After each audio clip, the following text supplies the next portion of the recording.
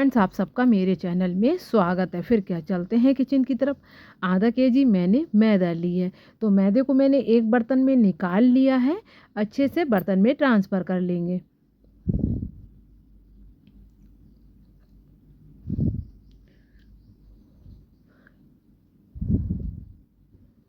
अब इसमें हम थोड़ा सा नमक डाल देंगे, बिल्कुल आधे चम्मच से भी कम, और अजवाइन डाल देंगे।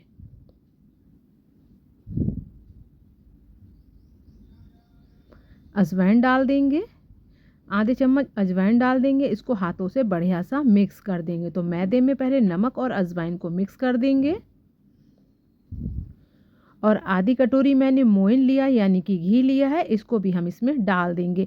बढ़िया सा इसको इसमें मिक्स कर देंगे। तो मोइन जब हम किसी चीज़ में डालते हैं, मोइन जब भी डालते हैं तो हाथों से बहुत बढ़िया से इसको मिक्स करना होता है। तो मैदे में मैंने मोइन को बहुत बढ़िया सा मिक्स कर लिया है। बिल्कुल जो हमारा घी है वो मैदे में इतना अच्छे से मिक्स हो जाए कि जब इसका डो लगेगा तो एक बहुत बढ़िया डो बन के तैयार हो जाएगा। तो मोइन भी हमारा बहुत अच्छे से लग गया है। उसी कटोरी से मैं पानी लूँगी। तो एक कटोरी मैंने पानी लिया है। हल्का हल्का पानी डालते जाएंगे और इसका डो लगा के हम तैयार कर लेंगे। तो बिल्कुल हमें ऐसा डो चाहिए कि ना हमें पूड़ी वाला चाहिए ना रोटी वाला, बीच का डो बना के हम तैयार कर लेंगे। तो एक कटोरी मैंने पानी पूरा डाल दिया है, आधी कटोरी पानी और लेंगे। हल्का हल्का पानी डालने से डो बिल्कुल परफेक्ट हमारा लग के तैयार हो जाएगा। तो पानी की हमें बूंदें ही डालनी है, ज़्यादा इसमें नहीं डालना है, थोड़ा थोड़ा पानी। तो देखिए थोड़ा पानी मेरा बच भी जाएगा। तो 1.5 कटोरी पानी में कम से कम 1.25 कटोरी पानी लग जाएगा और परफेक्ट डो बन के मेरा तैयार हो जाएगा। तो इसी तरीके से बिल्कुल हमें डो लगा के तैयार कर लेना है। तो मैं जो पानी डाल रही हूँ वो हल्का हल्का ही डाल रही हूँ, जिससे डो जो है हमें जैसा चाहिए वैसा परफेक्ट डो बन के हमारा तैयार हो जाएगा। तो इसी तरीके का डो बन गया है। अब इसको ढक के 10 मिनट के लिए रेस्ट के लिए छोड़ देंगे। तो देखिए बिल्कुल डो हमारा परफेक्ट बना है। एक कपड़े से या एक बाउल से ढक के इसको 10 मिनट के लिए एक साइड रख देंगे। तो जब तक हमारा ये डो रेस्ट कर रहा है, जब तक हम आलू की फिलिंग बना लेते हैं। तो इधर मैंने 5 आलू को उबाल लिया था, छील लिया है, ठंडा कर लिया है, हाथों से मैश कर लेंगे और बिल्कुल चटाकेदार फिलिंग बना के हम तैयार कर लेंगे। तो इधर आलू भी हमारे मैश हो गए हैं। अब हम कढ़ाई रख देंगे और उसमें 1 चम्मच ऑयल लगा देंगे। ऑयल को बढ़िया सा होने देंगे। इसमें आधे चम्मच हम जीरा डालेंगे और ऑयल डालेंगे। तो भाई वीडियो में बने रहिए, तभी आप समझ पाएंगे कि इतनी अच्छी रेसिपी हम घर पे कैसे बना सकते हैं। तो ऑयल डाल दिया है। अब इसमें जीरा डाल देंगे आधे चम्मच, क्योंकि आज मैं जो पैटीज़ बना रही हूँ बच्चों को बहुत पसंद है। इस समय छुट्टियाँ चल रही हैं तो बच्चों की कुछ ना कुछ डिमांड रहती है। तो भाई पैटीज़ हर कोई नहीं बना पाता है, लेकिन छोटी छोटी चीज़ को फॉलो करेंगे, ट्रिक को, तो आपकी पैटीज़ भी बहुत आसान तरीके से घर पे बन के तैयार हो जाएगी। अब हमने आलू डाल दिए हैं तो हम इसमें सारे मसाले डाल देंगे। थोड़ी वीडियो मेरी स्किप हो गई है तो मसाले मैं बता देती हूँ मैंने इसमें क्या क्या डाला है। 1/4 चम्मच हल्दी, 1/4 चम्मच मिर्च, 1/4 चम्मच धनिया, आधा चम्मच गरम मसाला और हरी मिर्च और नींबू का रस। तो इसको अच्छे से मैंने फिलिंग बना के तैयार कर लिया। हल्का सा नमक डाल दिया है।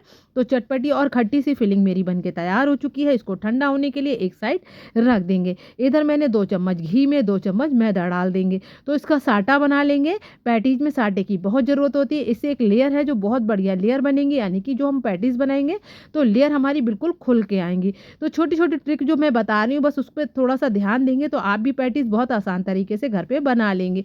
तो हमें घी और मैदे को इतने अच्छे से मिक्स करना है कि इसमें फुट के बिल्कुल ना रहे, ना लम्स ना गुठलियाँ, इतने अच्छे से इसको मिक्स कर देना है। तो देखिए ये घी और मैदे का घोल हमारा परफेक्ट बन के तैयार हो गया है। अब इसको एक साइड रख लेंगे।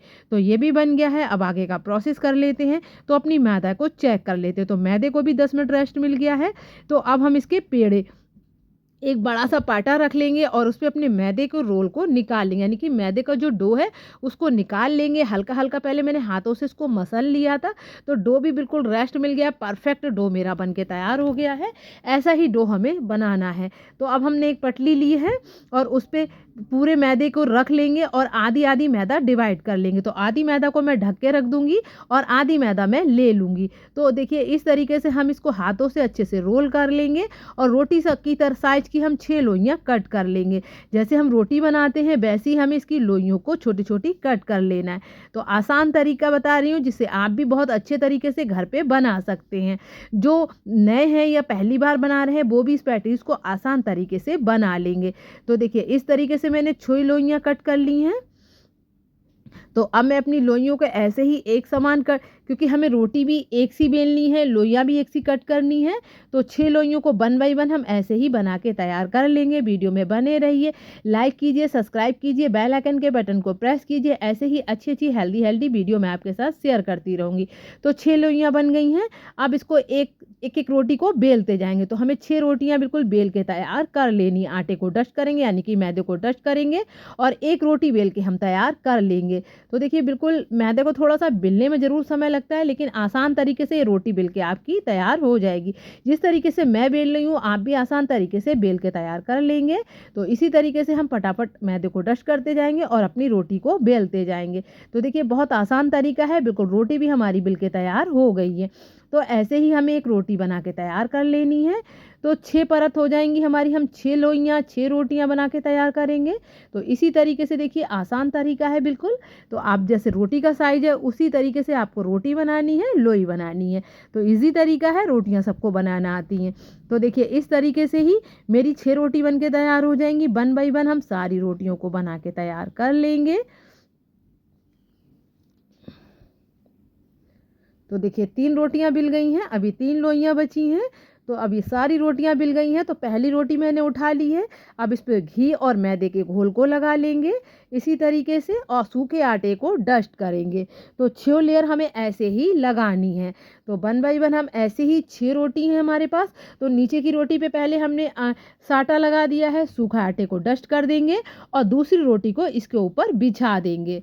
तो इसी तरीके से हमें लास्ट वाली रोटी पे कुछ नहीं लगाना है और ऐसे ही परतें बनाती जाना है। तो देखिए दूसरी रोटी को लगा दिया है, तो आपस में ये 2 रोटी आपस में चिपक गई हैं।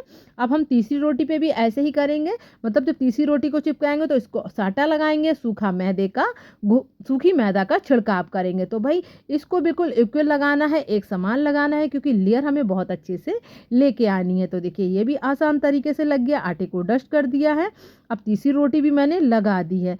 तो देखिए 3 रोटियाँ आपस में बिल्कुल चिपक गई हैं, हाथों से प्रेस कर देंगे। इसी तरीके से फिर मैंने साटे का यूज़ किया है, चौथी रोटी लगा दी है। अब हम फिर साटे को लगाएँगे, फिर अपनी रोटी को लगा देंगे। इसी तरीके से हमें 1 बाई 1 हमें 6 रोटियों को चिपका लेना है। साटे को लगा के और सूखे आटे को डस्ट करके आराम से आपकी रोटी लग जाएँगी। तो लास्ट वाली रोटी पे आपको कुछ भी नहीं लगाना है। तो देखिए सूखा आटा लगा दिया, लास्ट की रोटी भी लगा दी है। अब इसको हम बेल के तैयार कर लेंगे। तो जितना बड़ा पाटा है उसी साइज़ की हमें रोटी को बेल के तैयार कर लेना है। तो ये पाटा जो है मेरा बिल्कुल ओवल शेप का है, यानी कि लंबा-लंबा है, तो हम ये लंबे साइज़ की ही रोटी को बेल के तैयार कर लेंगे। तो बहुत आसान तरीका है। आप घर पे जो चीज़ बनाएँगे वो बच्चों के लिए बहुत हेल्दी है। ना इसमें मैंने कोई सोडे का यूज़ करा, ना इनो का, ऐसा कुछ भी नहीं डाला है। बिल्कुल घर के सिंपल और बेसिक चीज़ों से बना रही हूँ। तो आप भी इसको बना सकते हैं, बिल्कुल भी कहीं भी आपको दिक्कत नहीं आएगी। बस छोटी-छोटी वीडियो को फुल वॉच कीजिए और छोटी-छोटी ट्रिक को फ़ॉलो कीजिए, तो आप भी घर बैठे इस चीज़ को बना के तैयार कर लेंगे। बाहर बच्चों को इस समय कुछ भी मत खिलाइए, जो भी खिलाइए आप अपने हाथ का बना के खिलाइए। इससे एक हेल्दी ऑप्शन है, बच्चा बीमार भी नहीं पड़ेगा और घर पे भी आप बच्चे की फरमाइश पूरी कर सकते हैं। तो देखिए इस तरीके से ये रोटी भी हमारी बिल के तैयार हो चुकी है।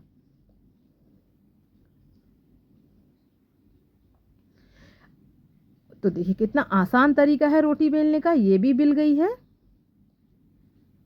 और जो एक्स्ट्रा मैदा होगी उसको नाइफ की सहायता से निकाल लेंगे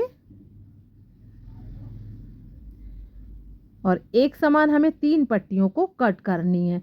क्योंकि मेरे पास ये लंबी-लंबी रोटी बन के तैयार हुई है, तो हमें एक समान लंबी-लंबी पट्टी निकाल लेनी है।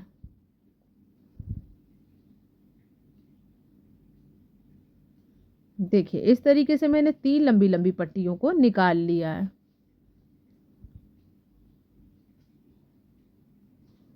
तो जो पहली वाली पट्टी है उस पे घी और मैदे का घोल को लगा लेंगे साटे को और सूखे आटे को डस्ट कर लेंगे।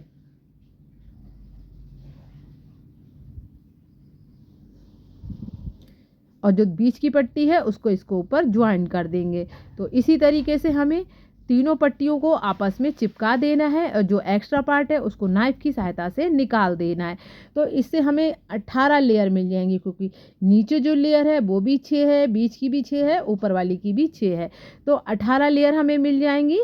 तो ये पैटीज़ में बहुत अच्छी सी लेयर आएंगी और बहुत आसान तरीके से भी पैटीज़ बन के घर पे तैयार हो जाएगी। तो देखिए फिर मैंने साटे को लगा दिया है और सूखे आटे को डस्ट कर दिया है और ये पट्टी भी हम चिपका देंगे। और अब इसको अच्छे से हाथों से प्रेस करेंगे और इसको बेल के तैयार कर लेंगे। एक्स्ट्रा मैदा को बिल्कुल निकाल देंगे। तो देखिए हाथों से भी मैंने प्रेस कर दिया है, इससे आपस में अच्छे से चिपक जाएंगी। और एक्स्ट्रा मैदे को नाइफ की सहायता से निकाल देंगे और जो बेलन है उसकी सहायता से हम इसको बेल के तैयार कर लेंगे।